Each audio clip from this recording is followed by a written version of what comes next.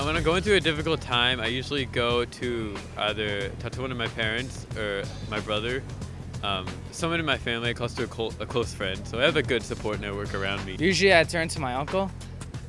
You know, he's always been there for me. He's been through a lot of stuff in his life. My mother. My mom. I go to God. I pray.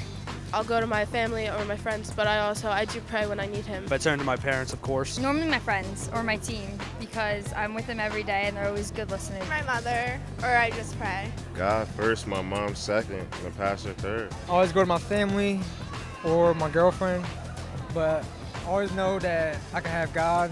No, I've never really been part of a support group, but I guess you call my friends a support group. No, I've never been part of a support group. I have not. I have. No, I have not been a part of a support group. No, not really. I've gone to church, and church helps a lot. Youth group and the pastors, they'll talk to you about anything that you're going through, which is great. My aunt actually has cancer and we're all very supportive of her. And we all do Really for Life with her every year. And she's doing good right now, so. Kay, what are you doing? Well, in preparation for today's show, I figured I'd update my Facebook and my Twitter. You know, my social networks. Okay. Wow, 1,000 friends? How do you possibly keep track of everyone? Let me tell you, it's not easy. Do you think you can really depend on all those people, though? Well, my mom always told me that you can only really count your good friends on one hand, and I think I only depend on 2 of my friends. I'd have to agree, yeah. It's a great way to think about your own support network of people who are there to encourage and help you through life's many obstacles. I guess I never thought about my friends being part of a support network before. Building your own support network. That's what we'll be talking about today. Hey everyone, I'm Justin. And I'm Carolee. And this is Real Faith TV. Most of the teens on the street could relate to having a small support network already in place for themselves. Or being part of other people's support networks. We'll talk with them more in a few minutes, as well as meet our studio guests. But first, let's meet our spotlight guest, Jess, where she'll share what support network means to her and how she uses them in her life. A support network, I think, is a group of people that you have around you who will both lift you up and support you, but they're also there to provide some constructive criticism to let you know, like, I really think you could be doing this better, and not because they think that you're wrong or you're failing in some way, but just because they expect more of you and they want you to do the best that you can do. My support network is made up of a lot of different people from a lot of different places, immediate and extended family, and my friends at school, and then some mentors that I have within my campus ministry. I really think that the burdens that we can't carry them alone, and when we try, we get really overwhelmed. So having that support network is really important. I rely on my support network when I'm struggling, whether it's in my faith or academics, or just a personal problem I have with a friend or coworker, but also when I need advice. I will go to different people for different things. If I know that one person has had experience with a problem that I'm having, or I'll go to older people when I need to know things that my peers won't know because they don't have that life experience. A lot of times I'll just be really upfront and be like, I have this problem, I don't know how to handle it. And also just like, if I'm hanging out with a friend, I'll be like, okay, like, here's something I need advice for. She talks about how she goes to certain friends for certain things, and I can definitely relate to that because I'm my friends who I go to for certain issues because they've experienced stuff like that before, or like my other friends where they haven't, because I kind of want to get like their side of opinion. So I go to like a lot of different people. Yeah, like when you said experience, like I have friends who, my two like best friends are older, so they have that experience, so it's really easy for me just to go to them and be like, oh, I need help with this or advice on this, and they know it because they've been there. So. Yeah, very open. Yeah. Well, let's see what the studio guests have to say about this topic. Okay, they are John, Colin, Juliana, Allie, Colleen, Annie, and Ricky. So where have you found the strongest support for your needs? With my family and my friends. My family I trust like with everything, so I can go to my mom or my dad for basically anything I want to talk about. But it's also good to hear like your friends' opinions or their support when you need it. Like if maybe you're having a family issue and you really can't go to family to talk about it, so you go to your friends who maybe have had this issue before with the family, or maybe you just need some outside opinion from other people. Yeah, like what Juliana said, right off the bat, I think of my family and my friends, because sometimes when you need to talk to someone, it's not really that easy to talk to your parents about things, or like your family. I would think that family would mainly be about like if I'm having troubles with friends or anything like that. You know, I'd have to disagree with you. I think that I find it easiest to talk to my mom and my family about my problems because I know that my mom's not going to judge me or, you know, anything like that. So it's just very easy and I can just be open and honest with her about anything and I know that she'll always love me. No, yeah, even though I know my mom will love me, I still get like that nervous feeling about going to tell her the truth about something wrong I've done. So I always feel more comfortable talking to my friends. Yeah, I agree with you. I go to my mom with everything, but then I also go to teachers for school things or my brother to know what classes to choose for school, but my mom's always like #1. I have one like really good best friend and I'll go to her with basically everything because we're pretty much the same person, so I know that she won't judge me and she always listens and she'll tell me things that I don't always want to hear, but I know that it's good advice. When it comes to like religion and if it was about my friends, I'll go to my family. They're really good for guidance with that kind of stuff. Yeah, I go to where my support group is church. My priest father Brian, he's always there to support me with becoming a priest, always there to, give me advice on how to take it each day by day, and that really helps, especially with going into seminary college in a year. That's a big help. Support networks can consist of our core group of friends or be as close as our immediate family. They can be our teachers, guidance counselors, teammates, or church community. Our support network changes to fit our needs, and sometimes the changes are even out of our control. Next, the teens on the street talk to us about the people who they consider to be in their support network. And how some of them have even helped them in difficult times. Let's hear them now. People that definitely support me the most would be my family, of course. My mom, my dad, my brother, and my grandparents. My parents. They can kind of relate to me more and they know me so well. Well, I play hockey, so my dad's always been there for me for like 10 years. Whenever I'm going through my downfall, he's always there to cheer me up. And same with my uncle, because he's always there for support whenever I need it. My mother, she's helped me through thick and thin, and God bless her. I mean, I love her to death. My family and even people in my church I go to. My dance team, because we do everything together with each other every day. God. God and my mom. Once again, parents. Like, they're the one people that you could go to no matter what happens. When I ask for help, people usually help me with whatever I need to because I'm a nice kid. I treat everyone fair. I normally don't ask for help that much. I'm one of those people that I like doing things by myself, but when they ask for help, they do help me. Well, they usually help me out and stuff. Usually they're pretty good. I'm lucky for that. Usually they help me out. I have good friends, good people around me. Some people blow me off and they say it's nothing, don't worry about it, it's just life.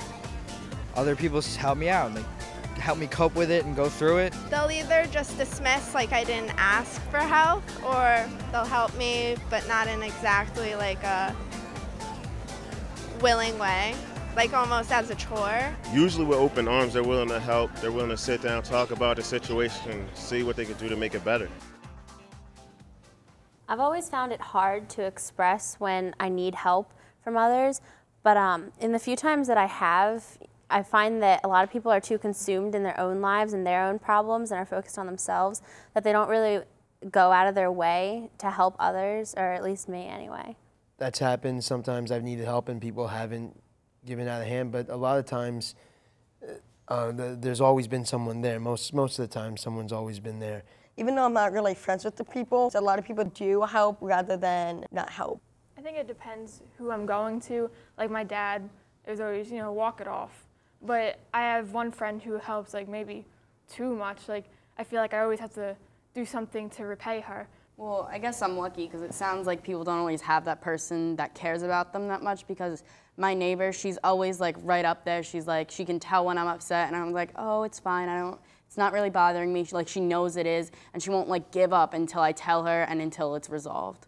I think a lot of the time it's not that people don't want to help, but maybe they don't know how, or they don't really understand that it's a big issue to you. Maybe it seems small to them, or a lot of the time they're afraid or they don't know what to say because it's something major, like somebody died, and they're afraid to approach you because they're not sure, how to help.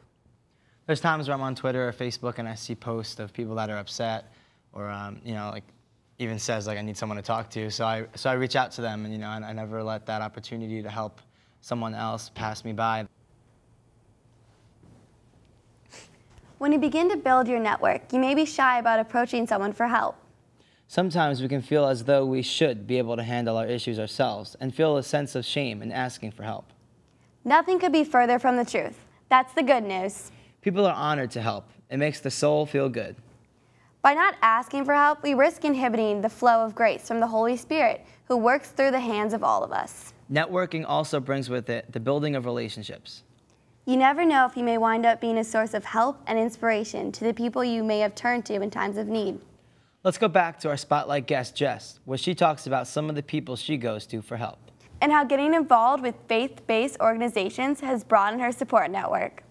I use my support network for spiritual things. I'll go to my friend, Sister Liz, who works in campus ministry, because I know that she spends a lot of time in prayer, knows God very well, and will really be there to answer some deeper theological and spiritual questions that I have. For things that are like more academic, I could go to a professor and just ask, how do you think I should study for this test, or how do you think I should rewrite my paper? And with personal things, I'll go to friends. This past year, I struggled with depression a lot. I would need a lot of people to kind of surround me and know how to lift me up in a lot of different ways. So sometimes I would go to someone and just be like, I'm really struggling, this is how I'm feeling, can you help me out, point me in the right direction? But it was also really important to have friends around me who were able to just like make me laugh when I was sad, and to remind me of why I was loved and why I mattered to them. When I'm thinking about someone that could be in a support network, I first look to see if they're rooted in God, because I think that's really important, because they're rooted in not just like how to live life here on earth, but how to get to heaven. The campus ministry at my school really helped me and is a great support network, because even though a lot of them don't know what I struggle with, they know who I am, they know my personality. So if they see me kind of down one day, they'll be like, Jess, are you okay? And just really be there to remind me the main goal is heaven. In terms of like a bigger support network, I've turned to professional help myself, and it was scary going into it for sure, but I found that I really needed it, and it was invaluable once I was there. How does a faith approach differ from other means of building your support network? Well, when you have your faith to help you get through times of struggle, you not only have just your close friends and family, but you have an entire family in the church that can help you get through these times. And I know for me in my life, there was, these problems that I couldn't get over, and although people told me, that it doesn't matter anymore and that I can move on from it, it wasn't until I had a really faithful experience in my church and with, my church community that I was able to really realize that and move on from those hard times. Whenever I go to my friends with things that are bothering me or struggles in my life, they usually will bring up stories that are relatable and everything. And as nice as that is, and it can help me, it's nice to have someone who will say like, okay, well, I'm going to pray for you, or something like that, because that means that they're really like going to go home and think about you, and like, they're really caring about you instead of just changing the topic to themselves, In the Gospel of Matthew, chapter 7, we read, Ask, and it will be given to you. Search, and you will find. Knock, and the door will be opened to you. For the one who asks always receives. The one who searches always finds. The one who knocks will always have the door opened. When we are struggling with a problem, it is easy to feel alone or even abandoned. We feel misunderstood and out of place. But hearing the gospel reminds us that we are never truly alone, that God works in each and every one of us, providing us with opportunities to help one another and a support network that can get us through any challenge we may be facing. Who are the people you rely on for help, and who has been a reliable support network for others? That's what we ask the teens on the street. From the couches to the wall. When I was younger, my grandpa passed away, and I turned to my best friend, and he was just always there for support. Whenever I had a problem, I always told him, and he helped me through it. I actually recently broke up with a girlfriend of mine, and I felt heartbroken, and I had my friend help me through it. He says, things happen, you're young, you're gonna have a lot of girlfriends, and this isn't gonna be the first time, it's not gonna be the last time. Once I got kicked out the house, I forget like the exact reason, but my friend was there, he let me move in with him. My best friend went through a death of a close family member of theirs, and I talk to them about it and walk them through it. My friend likes boys a lot, so whenever she gets dumped, I always help her like go through that. My friend, this weekend, she didn't have enough money for anything, and like she wanted to go to prom and a bunch of stuff, so I did her hair and makeup and her nails, and like she looked so gorgeous, and it was really nice. My family there to back me up when I went through a difficult time, when somebody new, close I lost. When my father was diagnosed with cancer, you know, they were always there for me. And then the people in my schools, you know, teachers, they were there for me. They prayed for me. To make sure I was all right. Has your Catholic faith ever led you to forming a support network? In our school, we go to the hospice and we help others who are suffering. And it's just, my friends and I, we love doing it. We went from me and my friend Alex to another person, and then to more people, and just became this whole group thing. It was really cool. RFTV has been a very big Catholic supporting network for me because I made so many new friends, so many good friends. We talk about anything and everything. Last Sunday at church, I was really upset about something, and I just had to talk about it with my friends, and I ended up just crying for 2 hours. One of the people from the youth group, he texted me, and we ended up talking on the phone. He just asked me, you know, I noticed that you were upset and that you were talking, so I didn't want to intrude, but I wanted to make sure that you were okay. And so through that youth group, I ended up finding this great group of people who just care about me and look out for me. Yeah, there are a lot of great groups you can get in through church. At our church, we have a teen choir, and there's only about 7 of us. And over the winter, these 2 girls came, and they were the quietest people, and they really broke out of their shell, and they were having fun with all of us, and it was a really good time. I think it can be the small things too, just being surrounded by people who have the same beliefs as you. I mean, some of us don't always want to get up on Sundays for Mass. You're tired, and so you go to church, and after a while, just listening to the gospel and to the priest, you relax and you realize that everybody here is for the same reason that you are. You know, you all believe in God, and it's just good to have that feeling that people have the same beliefs as you. Let's go back to the teens in the street, where we asked them if they ever found help from their church community. Let's hear what they had to say. No, I've never found help from a church or a church community. I haven't really turned to them just because I usually go to my family. Yes, I definitely found help with the church community. Yeah, of course. When my father left my house, I went to my church and I prayed. When my father was diagnosed with cancer, and also when my uncle has passed away, you know, they were there. I always felt like God was always looking out for me, I guess. I think you could always turn to God and Jesus and church and stuff. I'm Roman Catholic, I guess that helps me, you know, I believe in God and all that. I believe support is really important because sometimes you just feel really alone in the world, and it's hard, especially if you're going through something dramatic. In what ways can spiritual support from a faith-based community or network of friends be a benefit to someone who is going through a difficult time? By giving them hope. By telling them to stay strong, and maybe even the people in the group have gone through it too, so they can just tell you that it gets better. A lot of times people won't know where to turn, and if they find a group, that'll understand what they're going through, it could really help them a lot. It could just soothe their mind, knowing that there's actually people there that's willing to help and care about them. It helps them to say that there is people out there, like God, for instance, to help you through these things. He's there, and He's in our heart and minds, and it just helps people cope with these things.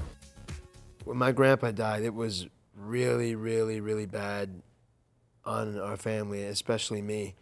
And everyone was there, the priests, my friend's mom who works in the rectory, she was there, she helped us plan the funeral. Everyone came to the funeral. To this day, 4 years later, they're still asking how we're doing, just helping us out. They're just always there for me.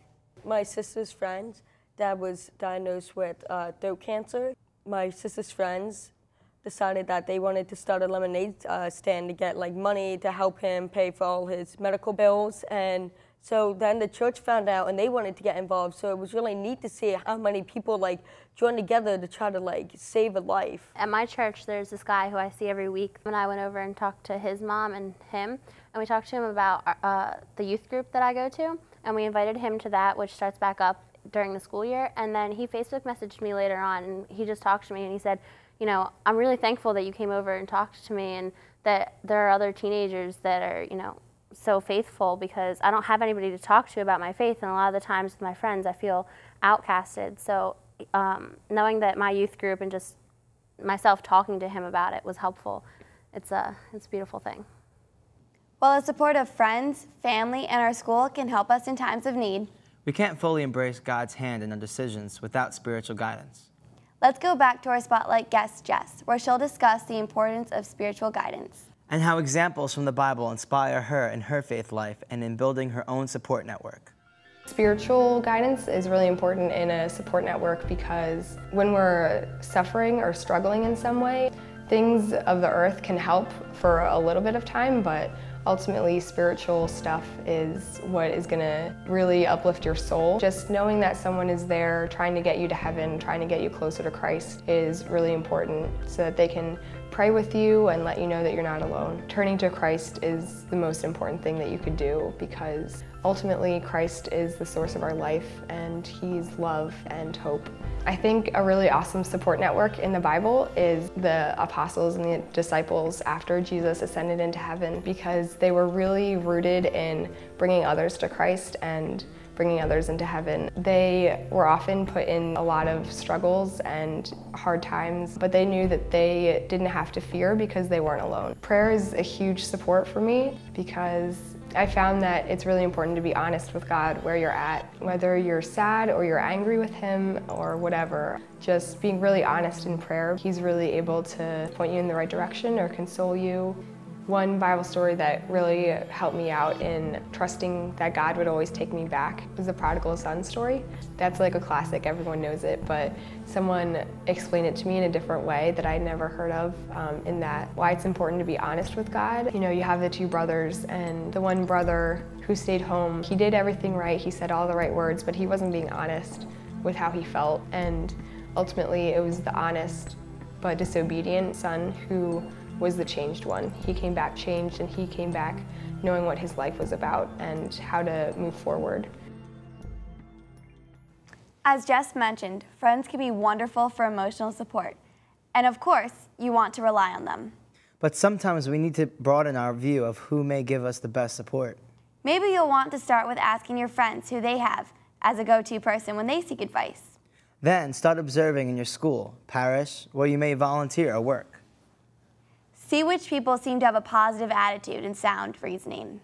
Finally, Jessica gives us some advice on how to go about building your own support network. Let's hear her now.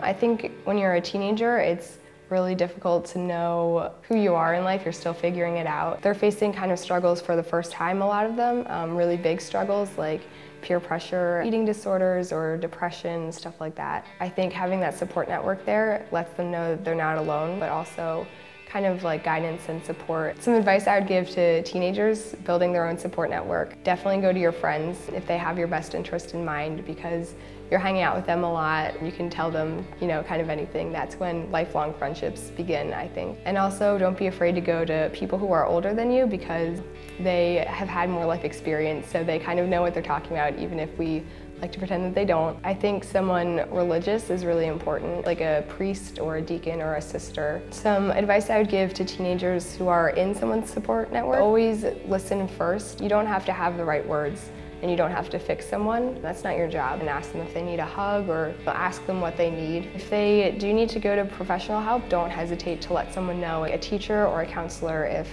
they're struggling in any way with hurting themselves or others. And they might get angry at you at first, but really it's in their best interest. You know, you have to look out for them as a whole, not just your friendship with them. Advice I have in choosing a network: look at the people that you're surrounded with and see where they're at, what they might be struggling with, how they view the world, how they view God, how their relationship with God is. You can have people in your support network who aren't as religious, but having people rooted in Christ will really bring you to where you're supposed to be instead of just kind of distracting you or uplifting you in little ways. Support groups are really important support networks, I think, because they're made up of people who know exactly what you're going through. They know exactly how you feel.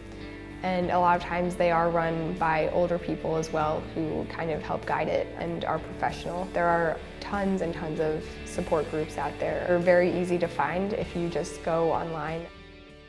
What Jess said really stuck with me about when we build these social groups with faith, it leads us back to Christ, who is life itself, who is our hope, and you know that really sticks with me. I like that a lot.